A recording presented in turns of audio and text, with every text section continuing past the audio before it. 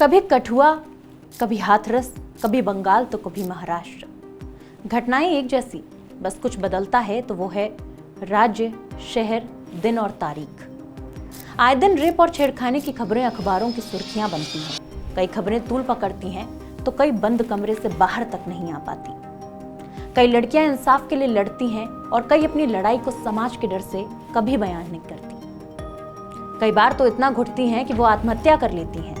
समाज क्या कहेगा, ये डर हर नारी को सताता है। रेप करने वाला बेखौफ घूमता है और पीड़िता समाज के डर से खुद को घरों में कैद कर लेती है। रेप की घटना उसके मन को महीनों तक कचोटती रहती है। वो निशान हर रोज उसे उस दरिंदगी की याद दिलाते हैं जो उसके साथ उस रात हुई थी। वो लोगों को देखकर उसका घबरा जाना, डर से घर के बाहर न जाना, कई बार माँ बाप का खुद रेप की बात को समाज के डर से दबाना, और न जाने क्या क्या वो लड़की झेल जाती है। एक खबर रेप की आती है, मानो एक जलजला सा उठता है। प्रोटेस्ट होते हैं, देश भर में मोमबत्ती हाथों में लेकर लोग सड़कों पर कैंडल मार्च करने निकलते हैं। और फिर क्या होता है? फिर हर बार की तरह मामला ठंडे बस्ते में चला जाता है। आखिर कैसा है हमारा समाज? मैं कोई फेमिनिस्ट नहीं हूं और ना ही इस वीडियो में मैं फेमिनिज्म पर ज्ञान देने वाली हूं, मगर हाँ, एक लड़की होने के नाते कुछ सवाल पूछने हैं मुझे। और अगर मेरे शब्द, मेरे सवाल आपके दिल और मन को भी कचोटे तो कमेंट जरूर करिएगा। नमस्कार, मैं नलिनी सिंह पालीवाल और आप देख रहे हैं न्यूज़ स्कूप। कितनी मोटी हो, पतली होती तो अच्छी लगती। कितनी चौड़ी हो, पहलवान लगती हो। इतना क्यों सज रही हो, किसको दिखाना है? पढ़ी लिखी नहीं है, गवार है। कितनी सिंपल है, लगता है फैशन की कोई समझ नहीं है। अरे कितनी काली है, कौन पसंद करेगा? इतना तेज क्यों हंस रही हो, धीरे हंसो। क्या करोगी पढ़ लिख कर? संभालना तो घर ही है। न जाने हर रोज ऐसे कितने ताने आज भी हमारे देश में बेटियां सुनती हैं। हम आगे तो बढ़ रहे हैं, लेकिन आज भी हमारे समाज में महिलाओं के खिलाफ होने वाली कुरीतियां जिंदा हैं। क्या एक समाज के तौर पर हम फेल हो गए हैं? गुस्सा आता है जब ऐसे बयान आते हैं कि अरे लड़की के कपड़े छोटे थे इसीलिए लड़के की नीयत फिसल गई। मुलायम सिंह यादव का वो बयान आपको याद है ना, जब उन्होंने कहा था कि लड़के हैं, लड़कों से गलती हो जाती है। रेप में फांसी दी जाएगी? 3 लड़के हैं, गलती हो जाती है तो 3 को भी फांसी दे दी बम्बई में। अब सोचिए आप, ऐसे कानूनों को बदलने की कोशिश की जाएगी। हाल फिलहाल की ही बात कर लें तो कथावाचक अनिरुद्ध आचार्य का भी एक बयान खूब वायरल हुआ, जिसमें वो कहते नजर आ रहे हैं कि लड़कों को लड़कियों के छोटे कपड़े उत्तेजित करते हैं। एक व्यक्ति था जो अच्छा था, लड़का था, सुधरा हुआ था, बढ़िया था। उसने एक दिन एक लड़की को देखा जो कि कुछ कम कपड़े थे, तो उसने देखा। धीरे धीरे वो लड़का ना उत्तेजित होने लगा। फिर क्या हुआ, उस लड़की को पकड़ा और उसको वो छेड़ने लग गया। कभी हिजाब, कभी सूट तो कभी साड़ी। घर के बाहर, घर के अंदर, दफ्तर, हर जगह ऐसी घटनाएं हो जाती हैं।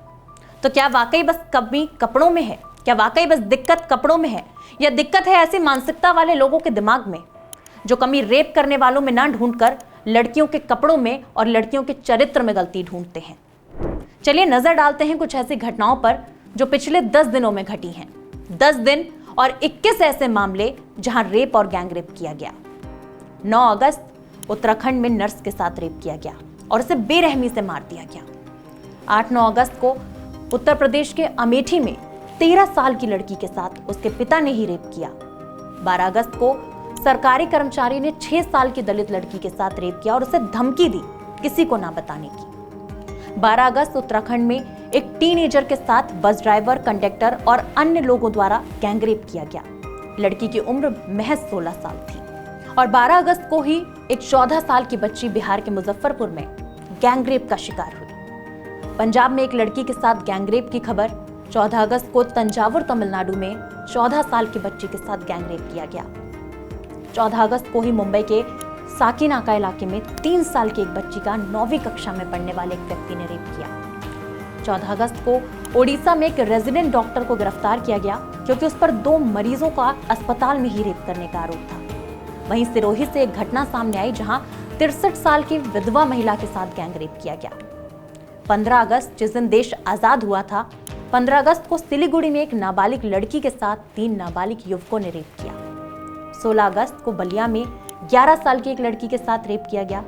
16 अगस्त को भोपाल में एक नाबालिग लड़की के साथ उसी के घर के अंदर रेप किया गया। 17 अगस्त को मध्य प्रदेश के गांव ब्योहारी में नाबालिग लड़की के साथ 69 साल के एक वृद्ध आदमी ने बलात्कार किया। 18 अगस्त को जोधपुर राजस्थान में कचरा उठाने वाले एक व्यक्ति की 3 साल की बेटी को अगवा करके उसका रेप किया गया। 18 अगस्त को ही बेंगलुरु में 22 साल की लड़की के साथ रेप किया गया। 18 अगस्त को ही मुरादाबाद उत्तर प्रदेश में एक डॉक्टर द्वारा दलित नर्स का रेप किया गया। और 18 अगस्त की ही अगर बात करें तो लुधियाना में 3 नाबालिग लड़कियों के साथ रेप किया गया। 18 अगस्त को ही देश की राजधानी दिल्ली में एक 22 साल के युवक ने किराएदार की 11 साल की लड़की के साथ रेप किया। 18 अगस्त को ही एक नाबालिग लड़की के साथ आंध्र प्रदेश में रेप किया गया। और कई ऐसे मामले हैं जिनसे मैं और आप बेखबर हैं, क्योंकि वो ना तो न्यूज में आ पाते हैं और ना ही हम और आप उन मामलों से रूबरू हो पाते हैं। बतौर समाज हम फेल हो रहे हैं, क्योंकि कुछ बदलता है तो बस बदल जाता है दिन, तारीख और राज्य। रेप की घटनाएं जिसकी तस हैं। मैं खुद इस बात को लेकर शर्मिंदा हूं कि मैं एक ऐसे समाज का हिस्सा हूं जो अपनी बेटियों को जिंदगी दे पाया है, इज्जत नहीं दे पाया है, सुरक्षा नहीं दे पाया है। बेटी बचाओ बेटी पढ़ाओ के बड़े बड़े नारे, बेटी बचाओ बेटी पढ़ाओ जैसे नारे के बीच हम बेटी की सुरक्षा करना ही भूल गए हैं। हमारे यहाँ बेटियों के साथ किस तरह के अत्याचार होते हैं, जिन वारदातों का मैंने जिक्र किया, वो ये समझाने के लिए अपने आप में काफी है।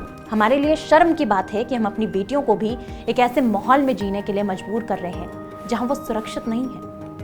कब तक हम बस मोमबत्ती लेकर सड़कों पर इंसाफ मांगते रहेंगे? खैर, ये पहली बार नहीं है जब दोष कपड़ों को दिया गया है।